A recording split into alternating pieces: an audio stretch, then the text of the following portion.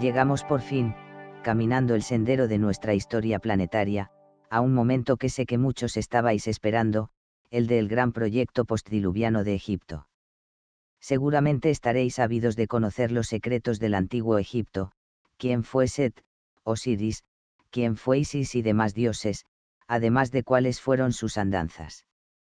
Tengo que deciros, que el enfoque que se le va a dar a este capítulo, os va sin lugar a dudas a sorprender. Quizás a algunos para bien, y a otros puede que os defraude en parte. Y digo esto por un problema al que ya nos hemos acostumbrado a lidiar, pero que aquí es superlativo, el de que la información esté manipulada. Esto mismo que advierto en la mitología egipcia, ya os comenté que se detecta también en la griega. Llega un momento en que no se sabe quién es, entre comillas, bueno o malo, se confunde la identidad del mismo ser detrás de varias deidades, cronología confusa o incluso contradictoria, y así un largo etcétera. Incluso a niveles energéticos parece haber un grueso velo, ya que en terapias de hipnosis nos encontraremos habitualmente también con información llamativamente contradictoria entre sí. Todo, como podéis adivinar, para ocultar una vez más un periodo clave de nuestra historia planetaria. De lo que sucedió realmente, solo nos llega el arquetipo, lo simbólico, y además enmarañado. De más jovencito, embestía de frente contra la literalidad de los textos antiguos, apócrifos y sagradas escrituras, pero con los años uno aprende a ser más práctico. Utilizando un símil, si nos encontramos con un traicionero pantano de arenas movedizas, lo más inteligente será rodearlo. Y eso es justo lo que vamos a hacer.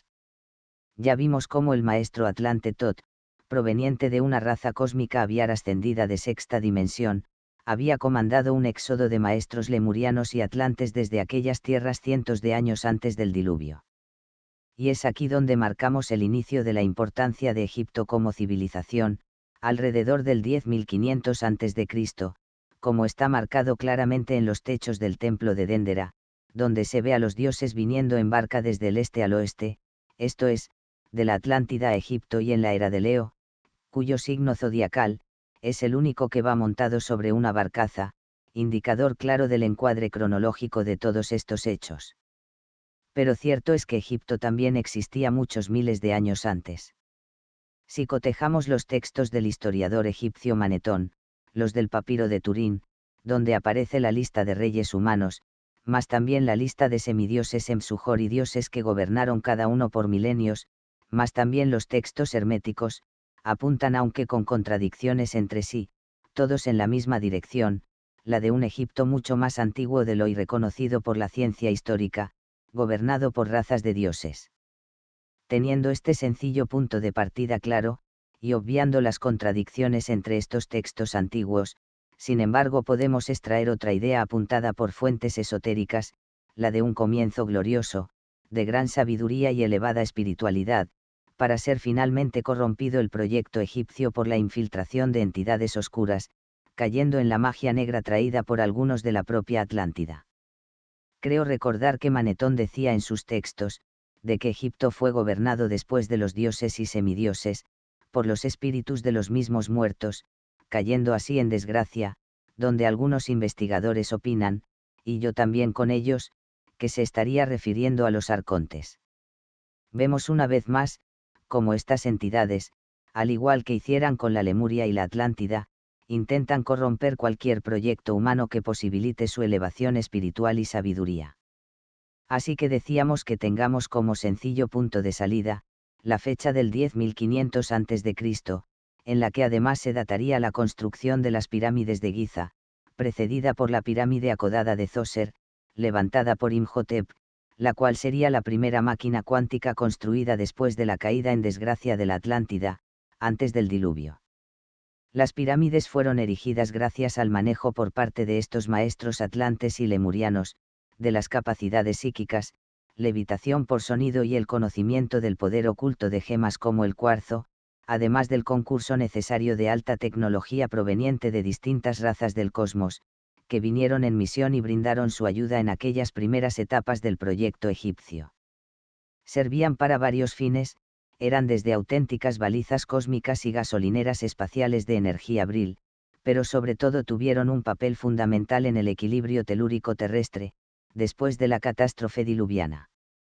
Quizás las informaciones provenientes de hipnosis clínicas que más me cuadran, sean precisamente aquellas que hablan como maestros humanos de gran estatura, por lo general rubios y pelirrojos, hacían levitar las piedras por medio de mantras y el poder de grandes cuarzos engarzados en sus báculos. Los egipcios solo ayudaban a empujar las piedras suspendidas en levitación y a encajarlas en su destino final. También se narra la participación de razas no humanas ultratecnológicas. No voy aquí a perder el tiempo en ofrecer pruebas e indicios, de que en estas construcciones se utilizó altísima tecnología, pues para el que tenga mente abierta y busque información, existe abundantemente en la red. Y además, como diría el famoso geólogo Robert Schoch, la astronomía y la geología son ciencias al igual que la historia, pero las dos primeras coinciden tozudamente en desmentir una y otra vez a la historia oficial. Es curioso que al igual que en el megalitismo, las primeras construcciones egipcias son las más ciclópeas, y después incomprensiblemente pareciera como si se les fuera olvidando aquel saber original, lo cual no tiene ningún sentido. Recomiendo el documental La revelación de las pirámides, de Jacques Grimald, basado en el libro del mismo nombre, donde se recoge la opinión y análisis de destacados arquitectos e ingenieros, sobre todo franceses, que apuntan a lo inviable aún con nuestra tecnología actual, de ni siquiera acercarnos a tamañas hazañas constructivas y de su asombrosa exactitud. Debemos de entender que Egipto fue un país diseñado para el despertar, correspondiéndose con el viejo axioma de cómo es arriba es abajo, y también con el de cómo es dentro es fuera. Así el curso del río Nilo fue variado para plasmar la Vía Láctea en la Tierra, de la misma manera que las tres pirámides de Giza representan exactamente al cinturón de Orión en la fecha del 10.500 a.C.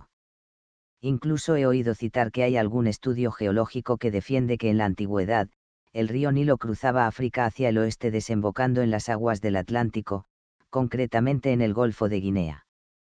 Y decíamos además, que como es dentro es fuera, pues se levantaron una serie de templos en imitación a los 7 chakras del ser humano, para que el iniciado en los misterios, fuera avanzando templo a templo, trabajando desde dentro de los mismos, sus propios chakras.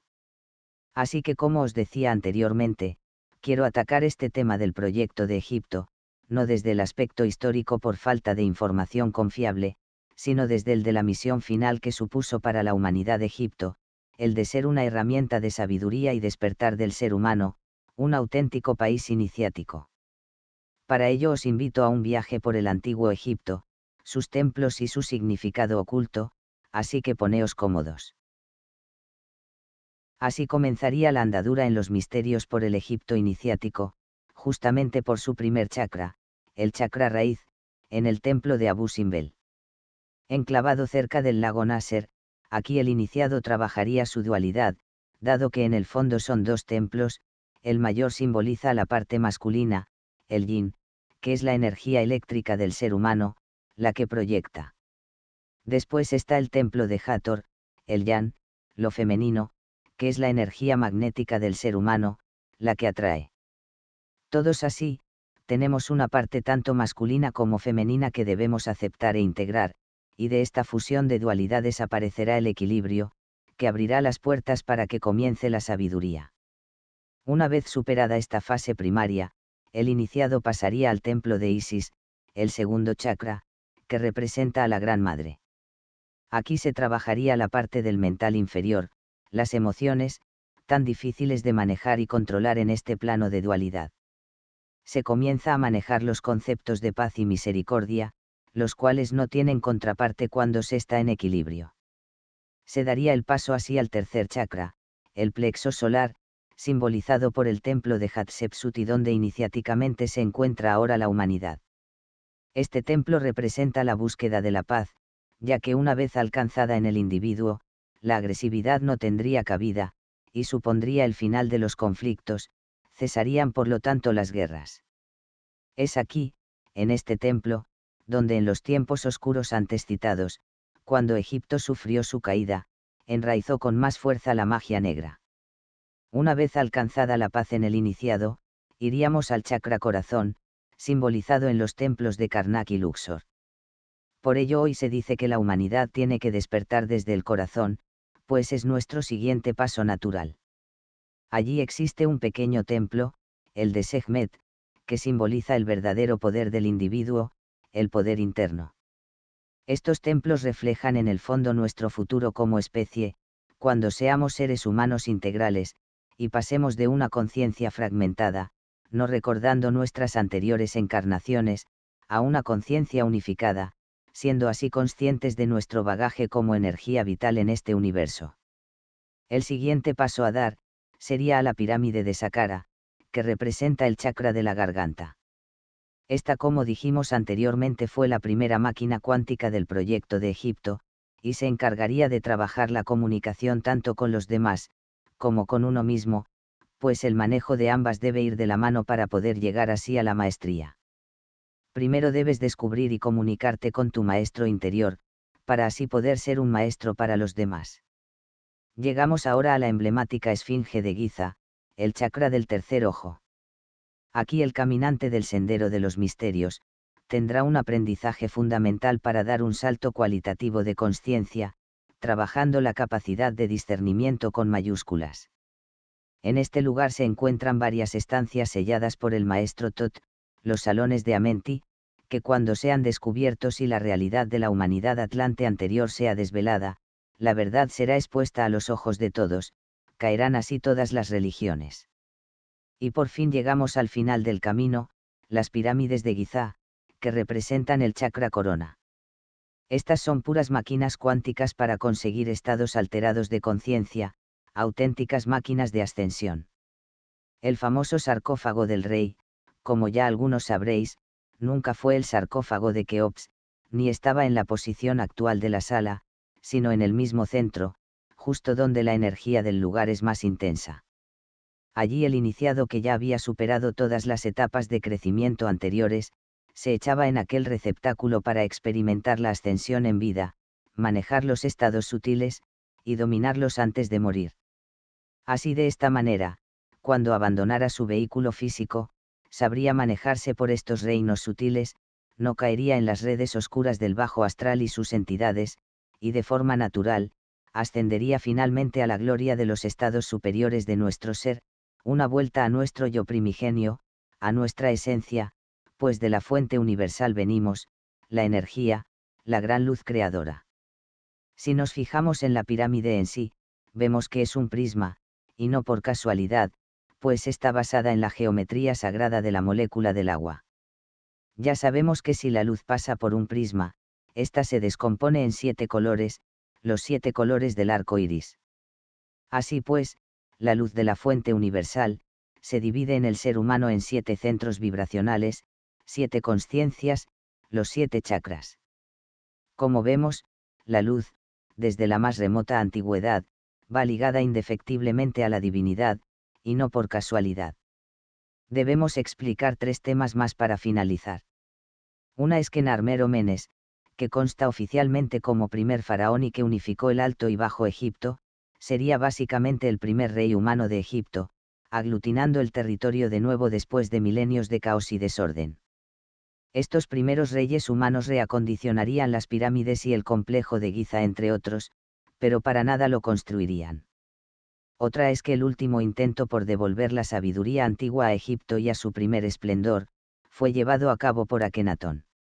El aspecto andrógino de este, siempre ha despertado todo tipo de especulaciones en los defensores de las teorías de los antiguos astronautas, y por fuentes tanto esotéricas como canalizadas, se dice que este ser procedía de ascendencia siriana, vino en misión a intentar dar un último empuje al ya titubeante proyecto de Egipto, cuando ya muchos hermanos estelares lo habían abandonado.